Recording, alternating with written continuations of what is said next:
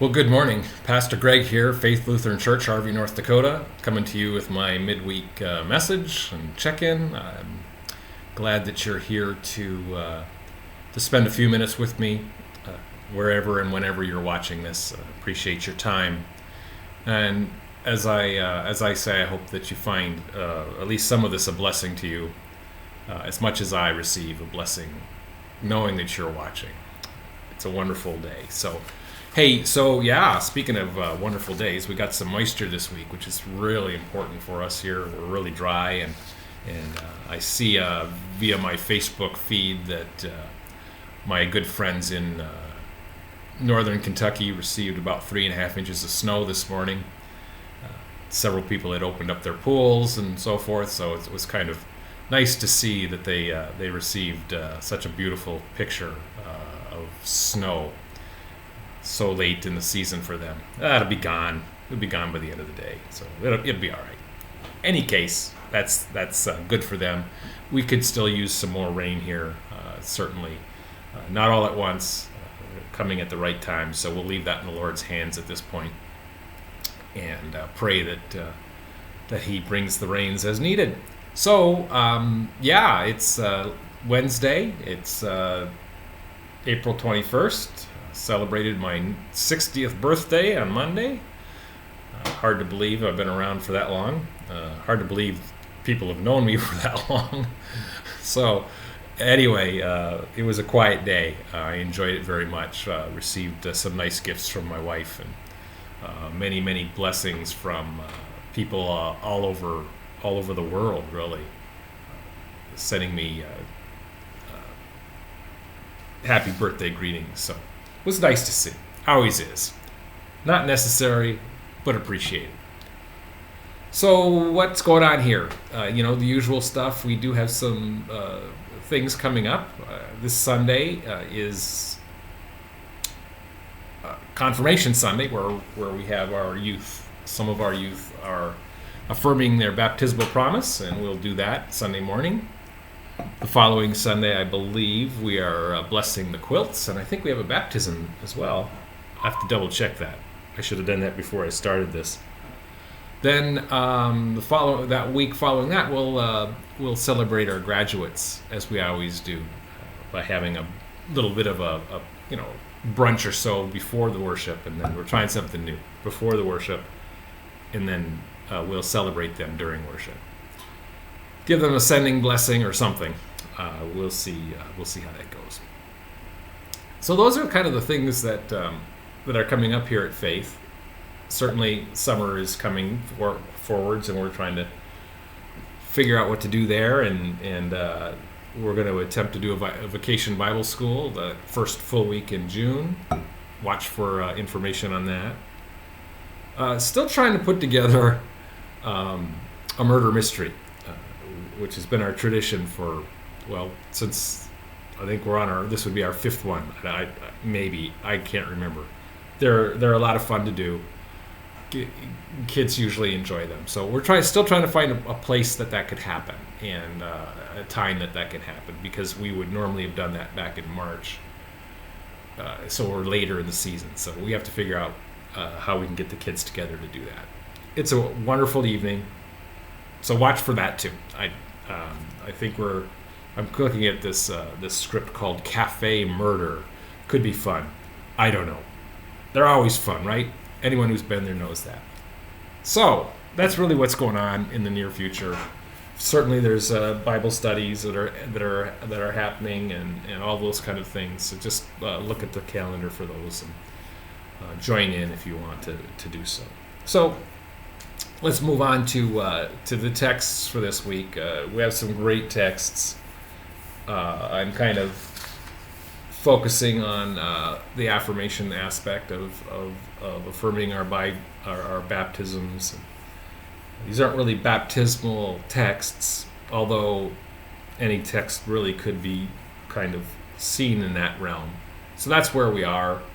But what I wanted to kind of look at was not First John. First John is one of our texts, but we're looking at John. I want to look at John today. John 10, verses 11 through 18. You could stop, read those, and then come back. Then or just plow with me. Where I'm at here is as I delve briefly into these is verse 16. I'm going to lead into that. Jesus is reminding us, teaching us that he is the good shepherd, and that he lays down, the good shepherd will lay down his life for his sheep. The importance of understanding what that means, and he says, I am the good shepherd. And he says, I know my own, and my own know me. This is 15. Just as the Father knows me, and I know the Father, I lay down my life for the sheep. So the shepherd is of course, the shepherd imagery is always a wonderful imagery of the herding the sheep, tending to the sheep, bringing them to water, bringing them to Psalm 23 is our psalm this week, and leading me to still waters and pastures. So we have that image, but verse 16 says, and I have other sheep that are not of this fold. I must bring them also, and they will listen to my voice. So there will be one flock and one shepherd.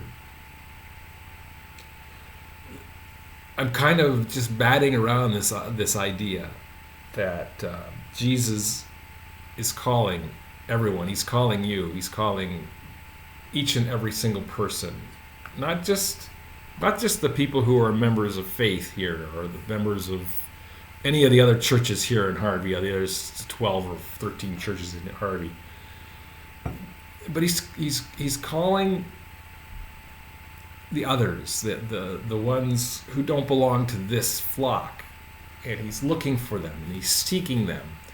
And how do we help in that process? How do we let other people know that there's just one flock and one shepherd? And that's to share the good news of the Easter story. And so that's kind of where I am in the realm of this John text. There's the imageries of love. The Father loves me because I lay down my life for that I may take it up again, it says. And again, that's the Easter story. We have First John texts talk about this, that he laid down his life for us. So who's the us? Again, it's not just you and me here. I mean, it is just you and me, each and every single one. But we can't lose sight of this idea that there are those who don't know this idea that there's one shepherd, that there's one flock. We have people who see all these churches in any given community and can't figure out what the differences are. And there are differences, and I'm not here to argue theology and theological processes and what's right and what's wrong in those processes. I'm just here to remind us as Christians, as people who follow Christ, that there's one shepherd. And that shepherd is calling you. And that there's one flock. And when you hear that voice, you're part of that flock. It doesn't matter where you go to church. It doesn't matter where you live your life, wherever you are. I think that's where I am. I'm just right.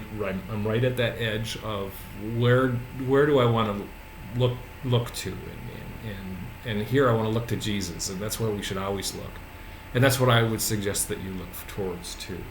So, long way to go.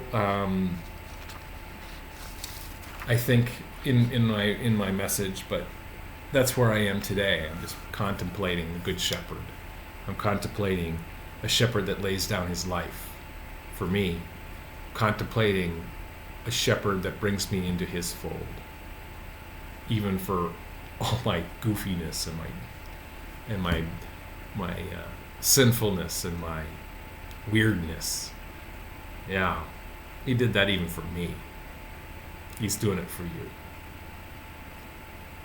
Well, yeah, that's what I'm going to say about that. I need to move on, I think. So, again, I always end these with an idea or a recommendation or suggestion or maybe just to make you think a little bit about who to pray for. We definitely need to pray for peace. That came across my messages a couple of times from people. We need to pray, Pastor. We need to pray for peace, and we do need to pray for peace, and not just in the U.S. here. We have it pretty good. We've got pockets of turmoil, but for the most part, the world, our country is running pretty smoothly. But there are many out there, Myanmar and things, and even what's happening over in Russia. I mean, these are things these are major conflicts that affect a good number of people in each of these countries, and those are just a couple that popped into my head. There's a lot more, trust me. You don't have to search very far. So let's pray for peace for the world, to the God that can bring a peace that surpasses all understanding. We don't have to understand it, how it works. We just have to pray for it. Pray for us up here in the north, and in this central North Dakota area. We still need a lot of moisture. We're still way behind, and so pray for rain at the right time. So pray for healthcare workers and those who are sick. We should always pray for them. So that's what I've got to say about that. So again, blessings for you today. Hopefully that your day will be well, and I'm thankful for you spending a few minutes with me. As always, I'm thankful. I hope that your day goes well. And as always, as I sign off, I tell you to please do take care.